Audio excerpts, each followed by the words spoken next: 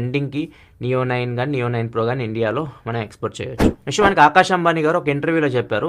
వీళ్ళు IIT బాంబేతో collaborate అయ్యి కొన్ని తీసుకొని రాబోతున్నారు. అంటే ముఖ్యంగా ఏదైతే చాట్ జీపీటీకి కాంపిటీటర్‌గా వీళ్ళు భారత్ జీపీటీ అని చెప్పేసి ఒక ఏఐ చాట్ బాట్‌ని తీసుకురాబోతున్నట్టు చెప్పారు. దాంతోపాటు ఒక టీవీకి సంబంధించి సెపరేట్‌గా ఓఎస్‌ని కూడా బిల్డ్ చేస్తున్నాం అని చెప్పేసి చెప్తూ ఉన్నారు.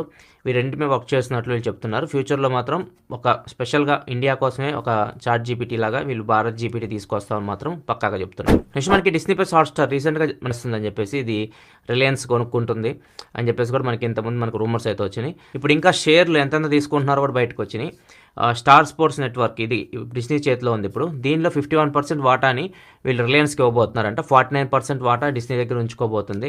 సో వీళ్ళు మేజర్ షేర్ అయితే వీళ్ళకి అమ్ముతున్నారు, రిలయన్స్‌కి అమ్ముతున్నారు. ఒకవేళ ఇది నిజమైతే మాత్రం ఫ్యూచర్‌లో ఏదైతే మ్యాచెస్ ఉన్నాయో, ఇప్పుడు ఐపీఎల్ ఎలాగో జియో సినిమా చేతికెళ్ళిపోయింది. ఇప్పుడు ఇవి కూడా జియో సినిమా చేతికెళ్ళిపోతే మనకి ఐసీసీ టోర్నమెంట్స్ ఇట్లాంటివి ఉంటాయి.